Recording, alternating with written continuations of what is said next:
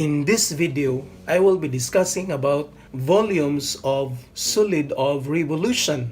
So what is a solid of revolution? A solid of revolution is generated by revolving a plane area about a line called the axis of rotation. And the volume of a solid of revolution can be solved in many ways. Actually, there are three methods that we can use in solving the volume of a solid of revolution. So in this video, I will be discussing the first method called the disk method. This method is useful when the axis of rotation is part of the plane area. And the steps are here. Step number 1, make a sketch showing the area involved. And also, you will make a representative strip perpendicular to the axis of rotation and the generated disk. Step number 2, write the volume of the disk generated when the approximating rectangle is revolved about the axis of rotation. Step number 3, assume that the number of disks to be indefinitely increased and apply the fundamental theorem of calculus. So, to illustrate this method, consider a function, this one here. And this function is defined by y, which is equal to f of x. And the area over the x-axis from x equals a, so this is our a, to x equals b. So this is our b here. So the area under the curve y equals f of x over the x-axis from a to b is this one. And suppose we want to rotate this area about the x-axis. So if you rotate this area about the x-axis, you will form a symmetrical solid like this one here.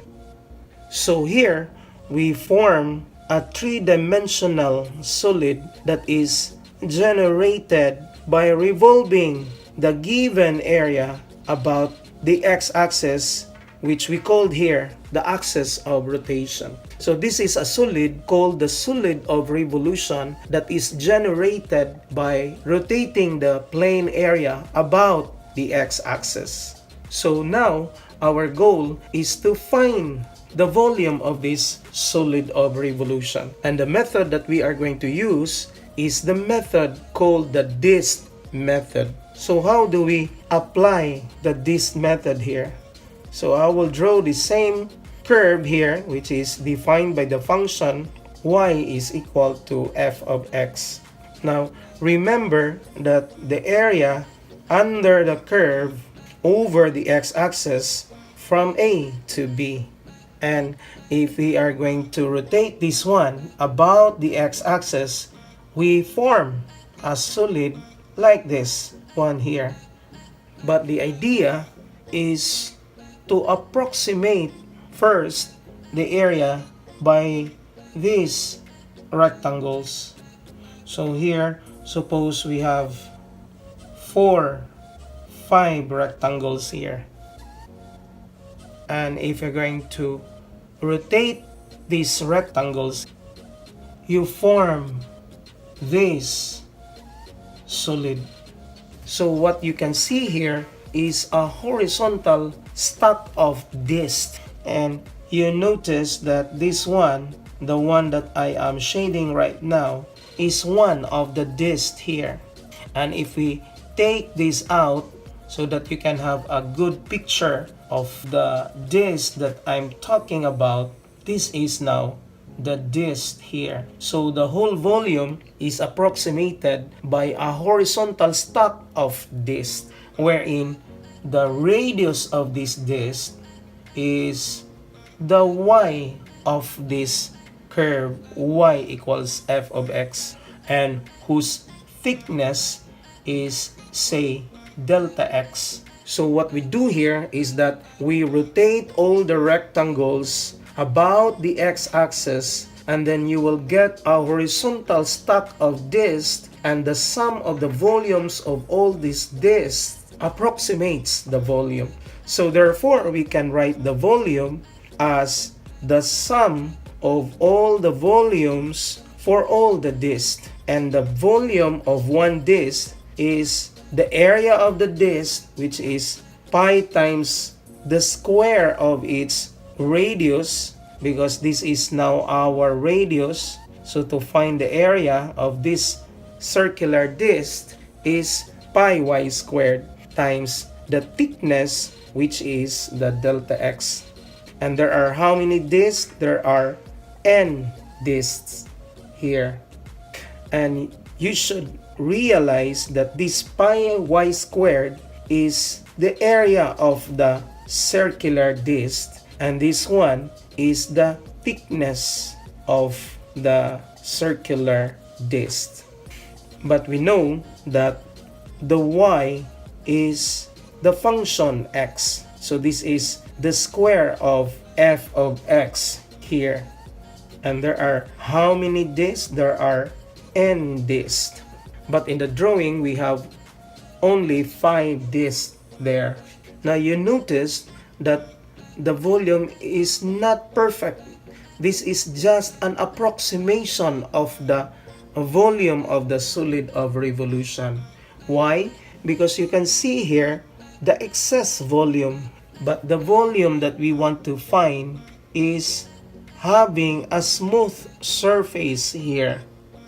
However, the approximation becomes perfect when n is approaching infinity.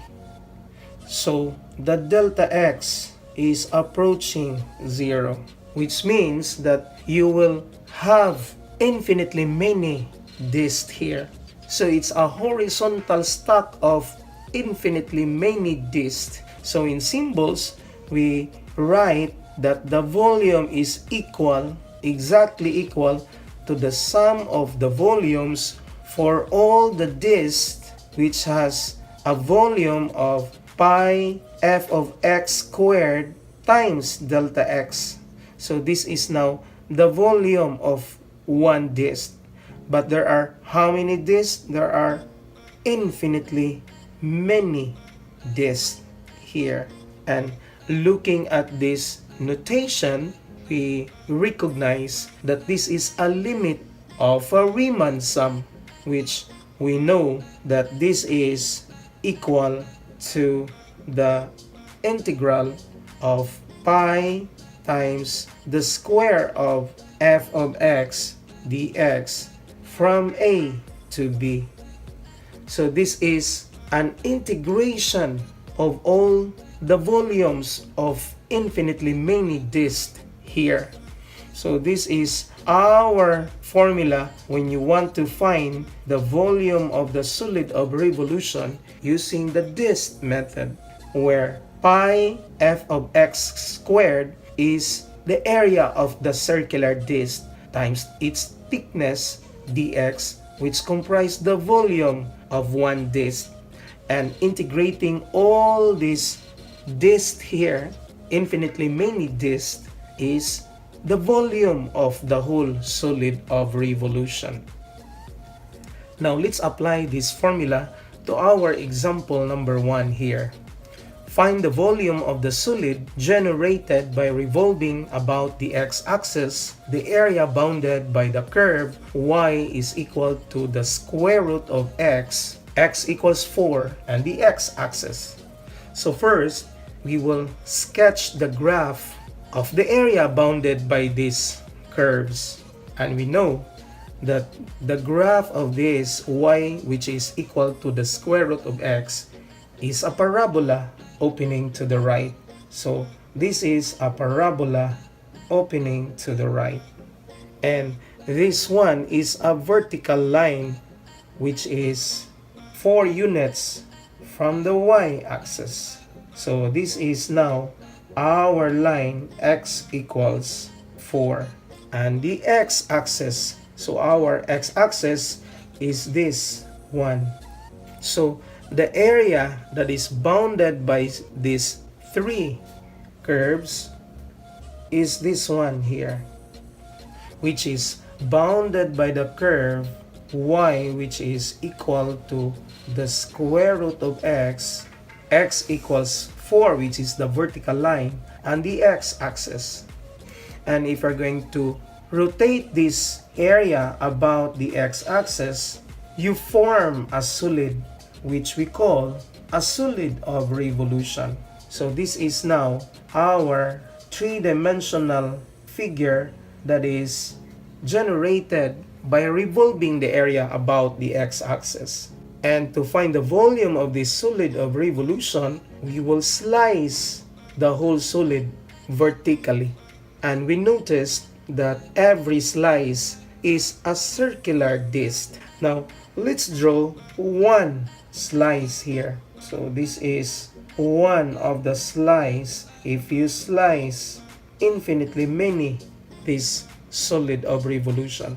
So let's take this out here and notice that this is now one of the discs that we are talking about, whose radius is the y of this curve because it is dependent to the curve. So the y of the curve, whose thickness is dx. So therefore, the volume is the sum of all the volumes for all the circular disc having the area of pi y squared, because that's the area of a circle, times the thickness of dx. So this is the thickness here, and this is the area of the circular disc.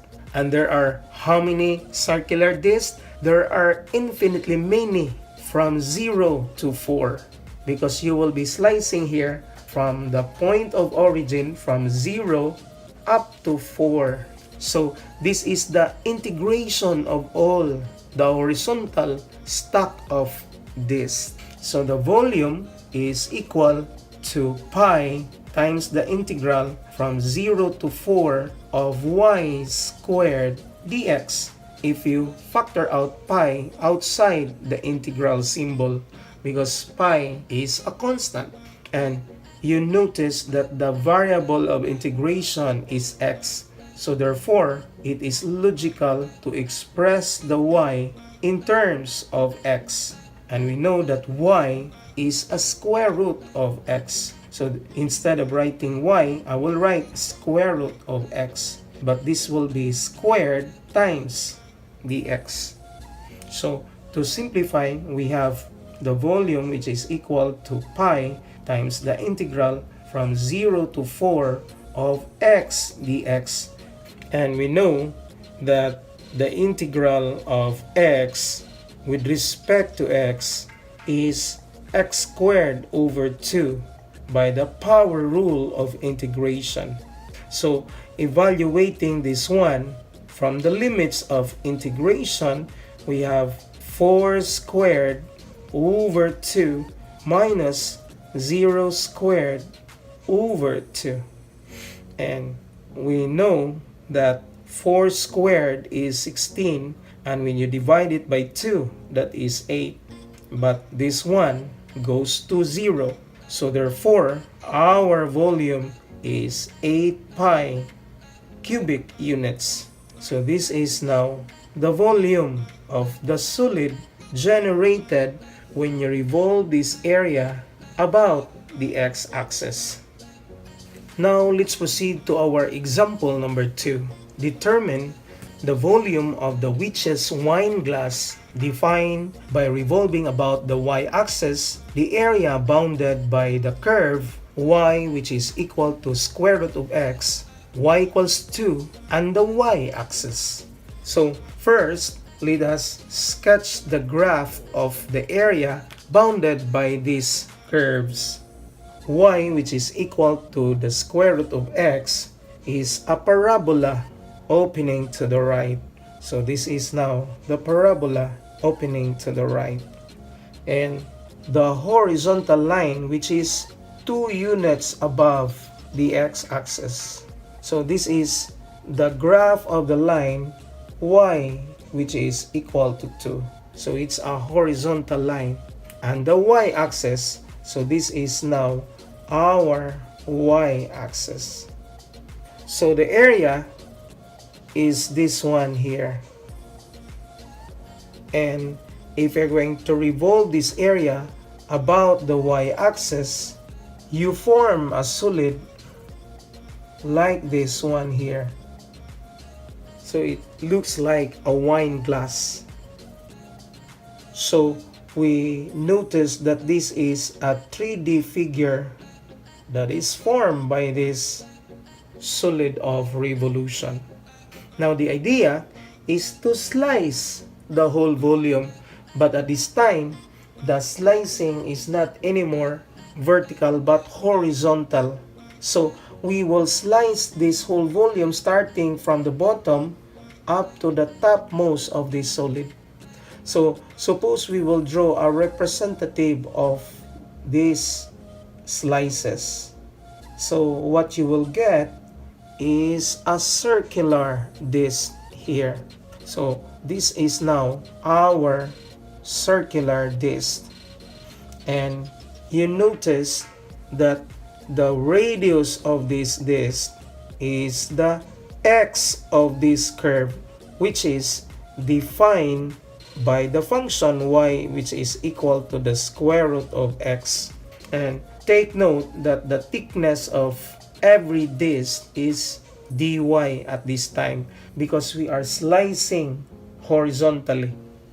So this is the radius, which is x. Then therefore we can find the volume of the whole solid of revolution, because the volume is the sum of the volumes of all the circular discs here. It's a vertical stack of circular discs whose volume is pi x squared. So this is the area of this circular disc times the thickness of dy. And how many discs? How many circular discs? There are infinitely many, from 0 to 2, because we are slicing the y. So from 0 up to 2, because this is the line y equals 2. And we notice that our variable of integration is y. So therefore, we need to express this x in terms of y. So this is the integral from 0 to 2 of pi x squared, but our x can be obtained by this equation. So we can obtain by squaring both sides. So instead of writing x, I will write y squared here. So factoring our constant pi outside the integral symbol, we have pi times the integral from 0 to 2 of y to the 4th power dy. And integrating this y to the 4th, we have y to the 5th over 5 using the power rule in integration from 0 to 2.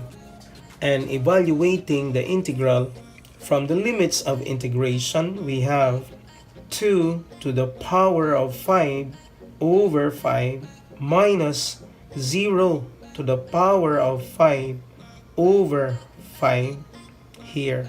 So volume is equal to pi times 2 to the power 5, which is 32 over 5 minus 0.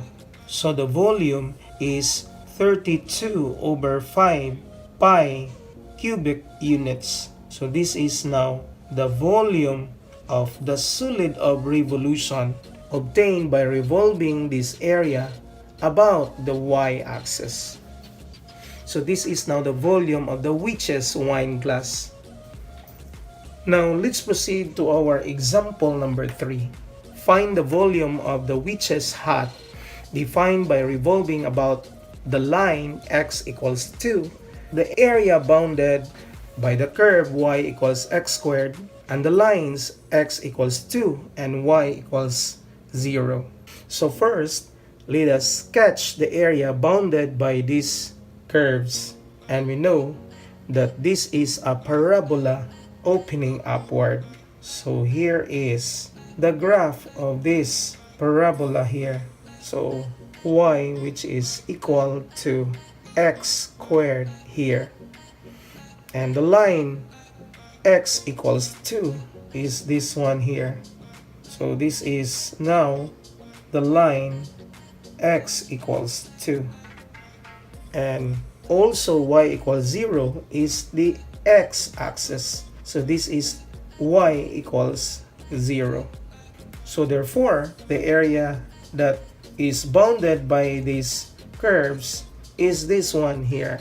And if you're going to rotate this one about the line x equals 2, we've got a solid that looks like this one here.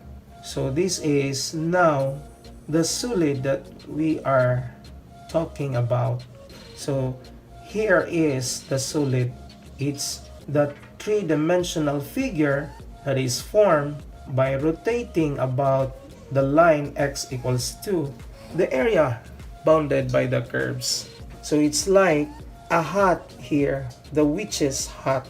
So to find the volume is to slice the whole solid horizontally from y equals 0 up to this point here. But we don't know yet the point. However, we know that x is 2. So when x is 2, the y is 4. Therefore, the coordinates are 2, 4. Suppose we will get one slice here. So this is the slice, which is a circular disc. Now take note that the thickness of the slice is dy because we are slicing horizontally.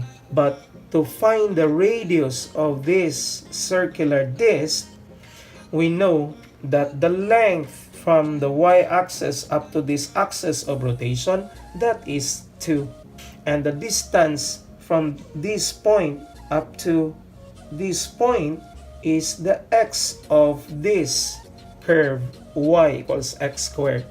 So therefore, this one is 2 minus x. This is the representation of the radius of the disc because the distance from this y-axis to this axis of rotation is 2, while the distance from this point from the y-axis is the x coordinate of this curve. So therefore, to find the length of this radius, that's 2 minus x, which is this one here. So taking that circular disc out from that figure, we know that the thickness of this is dy, and the radius of this disc is defined to be 2 minus x. Therefore, the volume can be written as the sum of all the circular discs whose volume is represented by pi times the square of its radius. So this is the representation of the area of this circular disc times the thickness, which is dy, and integrating all the vertical stack of circular disc from 0 to 4 because we are slicing from the x-axis whose y is 0 up to 4, and that is the y coordinate of this point. But we noticed that the variable of integration is y, so therefore it is logical to change this x in terms of y. So volume is equal to pi. When you factor out this constant pi outside the integral symbol, we need to represent that x in terms of y. So solving our x in terms of y, we need to take the square root of both sides in this equation. So our x is the square root of y. So this is square root of y here.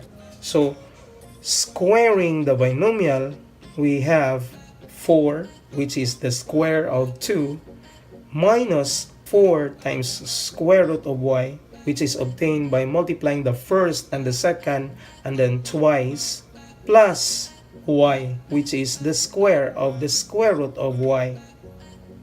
So rewriting this radical form to its exponential form, we have 4 minus 4 times y to the power 1/2 plus y here.